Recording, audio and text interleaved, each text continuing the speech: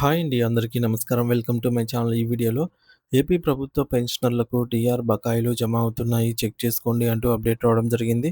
So, దీనికి సంబంధించిన పూర్తి సమాచారాన్ని ఈ వీడియోలో తెలుసుకుందాము. వీడియో అయితే ఎక్కడే కానీ స్కిప్ చేయకుండా ఎండ్ వరకు చూసేయండి. అప్పుడే ఇన్ఫర్మేషన్ పూర్తిగా అర్థమవుతుంది. అలాగే వీడియో చూస్తున్న ప్రతి ఒక్కరూ లైక్ చేయండి ఫ్రెండ్స్. ఈ వీడియోని తోటి ఉద్యోగ, పెన్షన్ మిత్రులతో అయితే షేర్ చేయండి.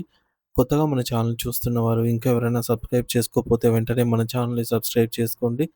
సబ్స్క్రైబ్ చేసుకోవటం వల్ల నేను చేసే ప్రతి ఒక్క వీడియో మీ వరకు రీచ్ అవుతుంది. ఇక ఆలస్యం చేయకుండా వివరాల్లోకైతే వెళ్ళిపోదాము. సో ఫ్రెండ్స్, ఇక విషయానికొచ్చినట్టయితే రాష్ట్ర వ్యాప్తంగా ఉన్న సర్వీసు పెన్షనర్లు మరియు ఫ్యామిలీ పెన్షనర్లకు సంబంధించి ప్రభుత్వం విడుదల చేసిన బకాయిల విషయంలో ఒక అత్యంత ముఖ్యమైన అప్డేట్ అయితే ఇప్పుడే అందుబాటులోకి వచ్చింది. సో దీని గురించి ప్రతి ఒక్కరూ క్షుణ్ణంగా తెలుసుకోవాలి.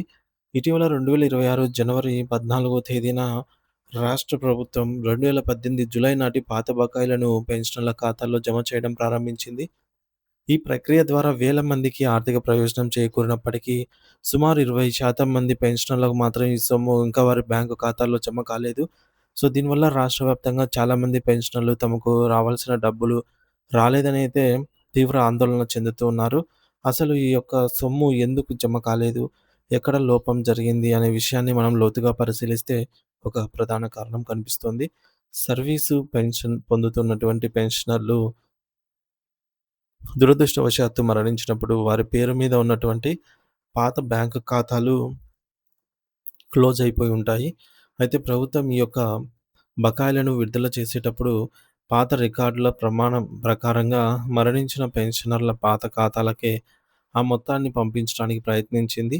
బ్యాంకు ఖాతాలు మూసివేయటం వల్ల లేదా ఖాతాదారుడు మరణించాడని బ్యాంకు రికార్డులలో ఉండటం వల్ల ఆ పేమెంట్‌లన్నీ కూడా ఫెయిల్యూర్ పేమెంట్స్‌గా వెనక్కి వచ్చేశాయి. అంటే ప్రభుత్వం డబ్బులు పంపించినా సరే అవి మళ్ళీ చెల్లుబాటు అయ్యే అకౌంట్‌లో లేకపోవడం వల్ల అవి రిటర్న్ అయిపోయాయి. రిటర్న్ టు సోర్స్ ఎళ్ళిపోయాయన్నమాట. ఈ సమస్యను పరిష్కరించడానికి రాష్ట్ర ఆర్థిక శాఖ మరియు సీఎఫ్ఎంఎస్ విభాగం వారు ఒక కీలకమైన అడుగు వేశారు. ఎవరికైతే పేమెంట్స్ ఫెయిల్ అయ్యాయో వారి వివరాలతో కూడినటువంటి ఒక సమగ్రమైన జాబితా లిస్టును అయితే సేకరించి రాష్ట్ర వ్యాప్తంగా ఉన్న అన్ని జిల్లా ట్రెజరీ కార్యాలయాలకు పంపించడం జరిగింది. ఈ లిస్టులో మీ పేరు ఉందో లేదో సరిచూసుకోవడం ఇప్పుడు మీ బాధ్యత. ముఖ్యంగా మరణించినటువంటి పెన్షనర్ల కుటుంబ సభ్యులు లేదా ప్రస్తుతం ఫ్యామిలీ పెన్షన్ పొందుతున్న వారు వెంటనే స్పందించాలి. సో, మీరు మీ దగ్గరలో ఉన్న సబ్ ట్రెజరీ ఆఫీస్ ఎస్‌టీఓ లేదా జిల్లా ట్రెజరీ ఆఫీస్ డీటీఓకి వెళ్లి అధికారులను సంప్రదించాలి. అక్కడ ఉన్న పెండింగ్ లిస్ట్‌లో మీ యొక్క తండ్రి లేదా భర్త లేదా తల్లి మరణించిన పెన్షనర్ ఎవరైతే వారి పేరు మీద ఉందో లేదో ఈ లిస్ట్‌లో ఉందో లేదో అనేది చెక్ చేసుకోవాలి.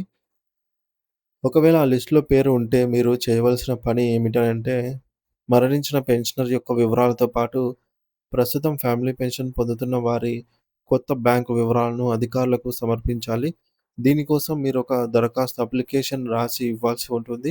మీ అప్లికేషన్ ఆధారంగా ట్రెజరీ అధికారులు ఆ పాత బకాయిలను ఇప్పుడు అమల్లోకి ఉన్నటువంటి ఫ్యామిలీ పెన్షన్ అకౌంట్‌కు మళ్లించటానికి చర్యలైతే తీసుకుంటారు. ఉదాహరణకు విశాఖపట్నం సబ్ ట్రెజరీ కార్యాలయంలోనే సుమారు 20 మందికి పైగా పెన్షనర్ల విషయంలో ఇటువంటి సమస్య రాగా వారు దరఖాస్తు చేసుకున్న వెంటనే అధికారులు వాటిని సరిచేసి పేమెంట్లు అయ్యేలాగా అయితే చూశారు. ఇది ఒక గొప్ప ఊరటనిచ్చే విషయము. చాలామంది పెన్షనర్లు అందరికీ పడ్డాయి. నాకు పడలేదు. బహుశా నాకే రాలేదేమో అని ఇంట్లోనే ఉండిపోతూ ఉన్నారు. అలా అశ్రద్ధ చేయడం వల్ల మీ హక్కుగా రావాల్సినటువంటి వేల రూపాయల సొమ్మును మీరు కోల్పోయే ప్రమాదమే ఉంది. కాబట్టి ఎట్టి పరిస్థితుల్లోనూ ఆలస్యం చేయకండి. మీరు ఆహ్, మీ వెంట మరణించిన పెన్షనర్ యొక్క పీపీఓ నంబరు, వారి యొక్క పాత బ్యాంకు పాస్‌బుక్ జిరాక్స్ పేపరు, అలాగే ప్రస్తుతం ఎవరైతే ఫ్యామిలీ పెన్షన్ తీసుకుంటున్నారో వారి యొక్క ఆధార్ కార్డు, పాన్ కార్డు మరియు కొత్త బ్యాంక్ పాస్‌బుక్ వివరాలను తప్పనిసరిగా తీసుకొని వెళ్ళండి. వెళ్తే ఈ పత్రాలను అధికారులకు చూపిస్తే వారు సిస్టమ్‌లో మీ వివరాలను అప్డేట్ చేసి ఆగిపోయిన మీ డబ్బులను కాస్త మీ ఖాతాలో పడేలాగా చేస్తారు. ఈ అన్ని పెన్షనర్ల సంఘాలు కూడా ఇదే సూచన చేస్తూ ఉన్నాయన్నమాట. కాబట్టి పెన్షనర్స్ అందరూ అప్రమత్తమై ఈ అవకాశాన్నయితే ఉపయోగించుకోవాలని సూచించడమైనది. సో ఫ్రెండ్స్, ముఖ్యాంశాలు చూస్తున్నట్లయితే బకాయిల జమ 2018 జూలై నాటికి పెన్షన్ బకాయిలు ఇటీవల జనవరి 14న అయితే విడుదల అయ్యాయి. అయితే చాలా వరకు పేమెంట్ ఫెయిల్ అయ్యాయన్నమాట. సుమారు 20% మందికి బ్యాంక్ అకౌంట్‌లు క్లోజ్ అయిపోయి ఉండటం వల్ల డబ్బులు జమ కాలేదు.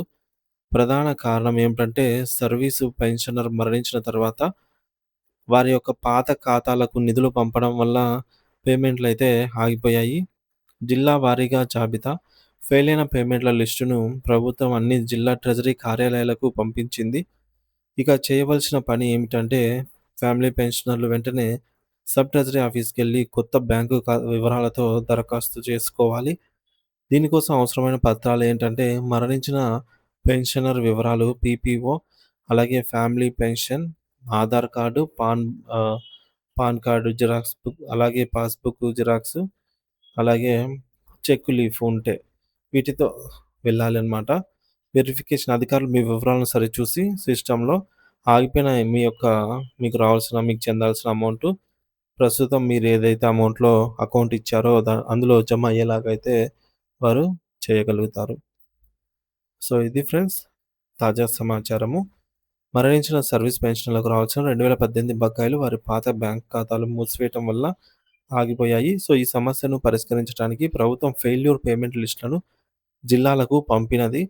సో, మరణించిన పెన్షనర్ల వారసులు లేదా ఫ్యామిలీ పెన్షనర్లు తమ ఆధారు, బ్యాంక్ వివరాలతో ట్రెజరీ కార్యాలయంలో దరఖాస్తు చేసుకుంటే, ఆ సొమ్మును తిరిగి వారి ఖాతాల్లో జమ చేస్తారు. పెన్షనర్స్ అశ్రద్ధ చేయకుండా వెంటనే స్పందించి తమ బకాయిలను పొందాలని అయితే సూచించడం జరిగింది.